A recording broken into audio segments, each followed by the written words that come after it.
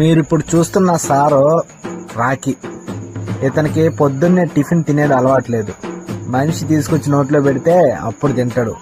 ఇతనికి మళ్ళీ గిన్నెలో వేస్తే తిండ సారు. సో ప్రత్యేకంగా నోట్లోనే పెట్టాలి. టిఫిన్ కంప్లీట్ అయిపోయిన తర్వాత సార్కి పిడుదలు ఉన్నాయా లేదా అనేది చూడాలి ఫస్ట్.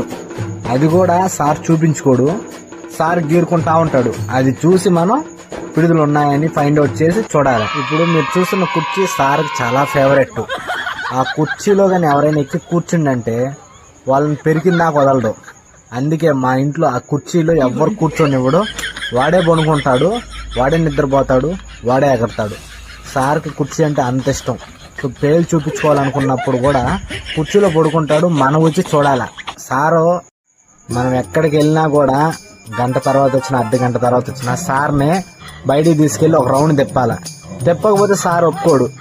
మరీ ముఖ్యంగా ఎప్పుడైతే బండి ఎక్కుతాడు కదా సార్, అప్పుడు మళ్ళా ఎవరైనా పిలిస్తే అస్సలు దిగడు. కొరకనైనా కొరకతాడు కానీ అసలు దిగడు. బట్ సార్కి ఇంట్లో ఆడుకునేదానికి ఒక మనిషి కావాలా. సో సార్ తిరుగుతా ఉంటే సార్ వెనకన్నా మనం తిరుగుతూ ఉండాలి. మళ్ళీ సార్ ఏదైనా నోట్లో పెట్టుకున్నప్పుడు పెరిగితే అసలు ఇవ్వడం, అది కూడా ఒకటి ఉంది. అన్నిటికన్నా ముఖ్యమైనది ఏంటంటే మనం సార్కి ఎక్కడికి వెళ్తున్నా కూడా చెప్పి వెళ్ళాలి. లేకపోతే కొత్త గుడ్లు వేసుకున్నా పైకి వచ్చి వాటి మీద ముద్దలు వేసినాక సార్ ఒప్పుకోడు. సో మనం ఎక్కడికైనా ఊరికి వెళ్తున్నా ముందుకు సార్కి ఫస్ట్ చెప్పాలి. ఇలాంటి లక్షణాలు మీకు ఉంటే కింద కామెంట్ చేయండి.